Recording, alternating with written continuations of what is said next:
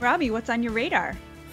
Well, last week I released the Facebook files, emails between the CDC and Meta, the parent company of Facebook and Instagram, that show how government health bureaucrats were able to influence the COVID debate on social media throughout the pandemic. Messages I obtained as part of the state of Missouri's lawsuit against the federal government show that the CDC and Facebook communicated constantly, sometimes daily, and that Meta asked federal health officials to vet specific claims about vaccines, about masks, and even about the origins of COVID-19.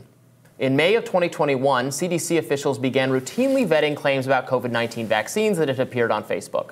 The platform left it up to the federal government to determine which assertions were accurate, as you can see here. Facebook's moderators note that some of the above claims would already be violating an implicit admission that the CDC's opinion on the other claims would be a deciding factor in whether the platforms would restrict such content.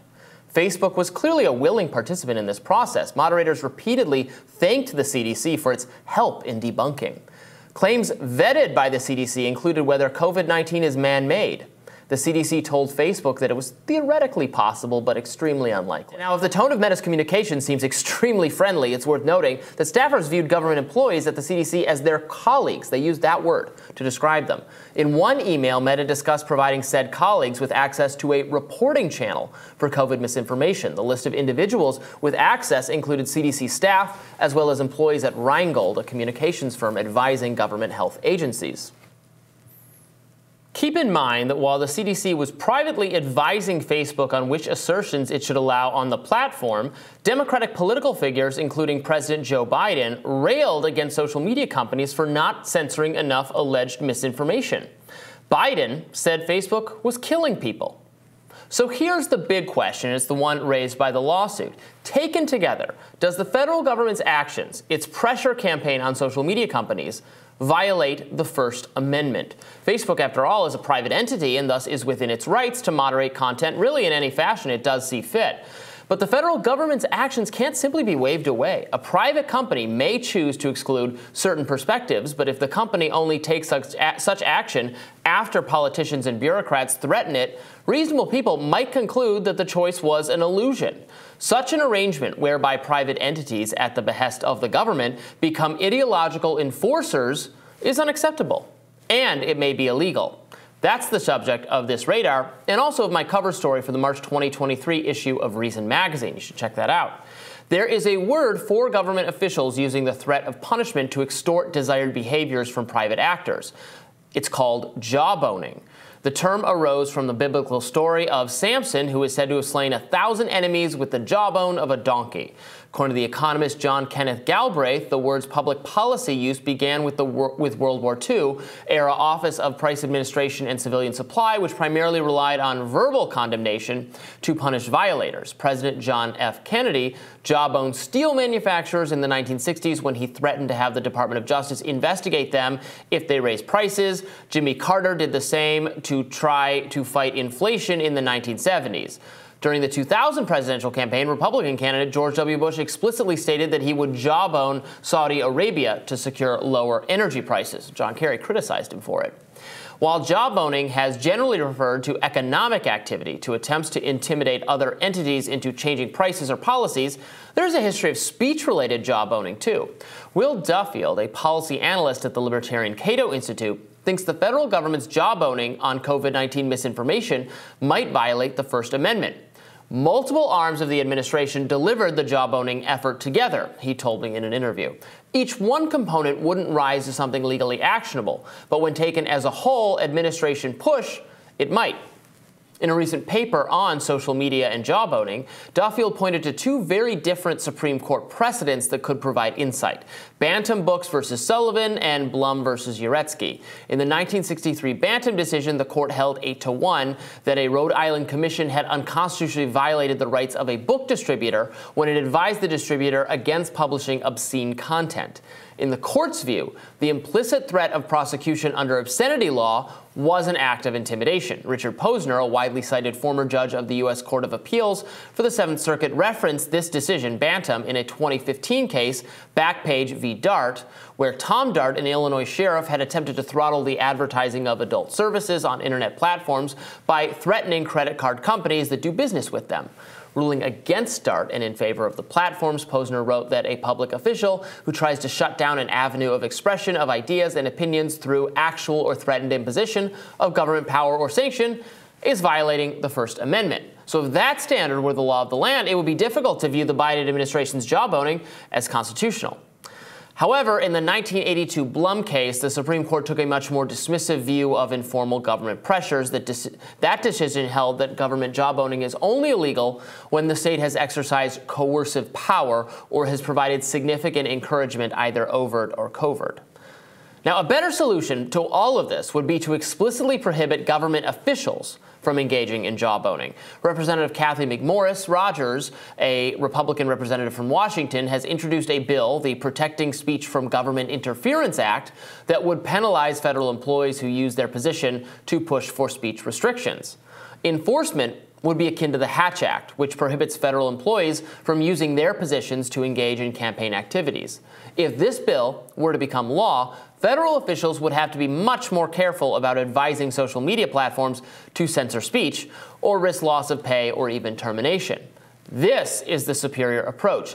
Legislators should regulate government employees' encouragement of censorship on social media platforms rather than the platforms themselves.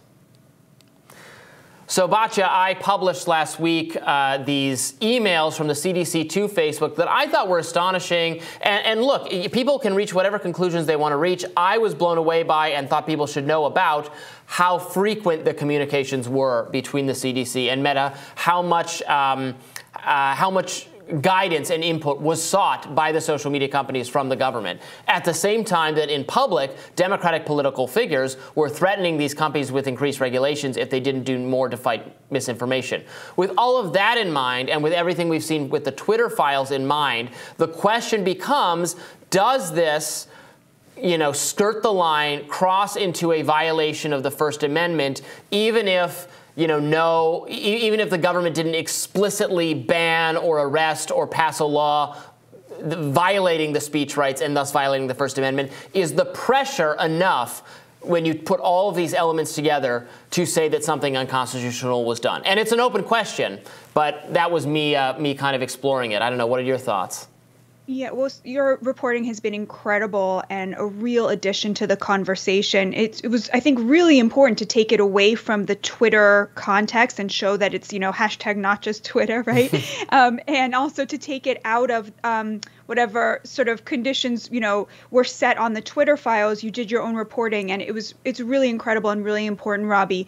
I think you're completely right. The question is, to what degree is this jawboning something that, to what degree was there an implied coordination between, let's say, the CDC and lawmakers who could penalize social media companies? I totally agree with you. I think the question is still out. However, what you have uncovered is still very bad. And I think, even if you're a liberal and even if you thought that COVID misinformation should be censored, you should not want your fellow Americans to live like this, right? To live in a context where they feel that there is this collusion, is the only word for it, for your side, even if this is your side, because that makes people crazy. It makes people feel silenced and unheard and subjected to a cabal. And you should not want that. I will say, I think that there's one question that I'm very curious about, which is, I think to make the jawboning argument, you would have to show that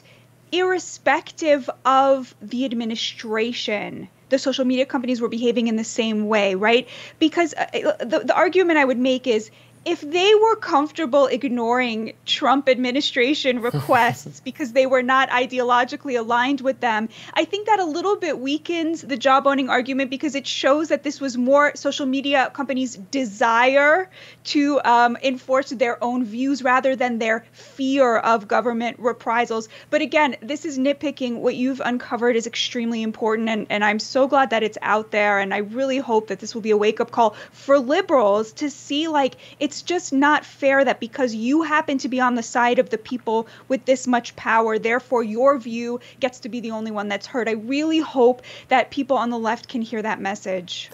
Thank you very much, Batya. Yeah, I wonder if they could do it all over again, the social media companies. And by it, I mean, the last, 4 or 5 years, if it would be the same thing, or would there be even more pushback? Because I think Twitter, and I'm not even talking about like the Elon Musk regime, but I bet a lot of content moderator type people at Twitter regret even giving the FBI, for example, an inch. And they did push back at first, and then then they got totally rolled over by this agency. I wonder if there's any similar thoughts, maybe for not all of it, but for some, for instance, at Meta, like when they, in the email where they informed the CDC that Fauci is coming under serious mockery for changing his positions on masks. Was that appropriate? Do they still think that was appropriate now that he's seen as a more nakedly political actor? Would they have warned the Trump administration, White House, that Trump, some viral claim mocking Trump is really popular on the platform? It's a very interesting question. So you're right, the difference between the administrations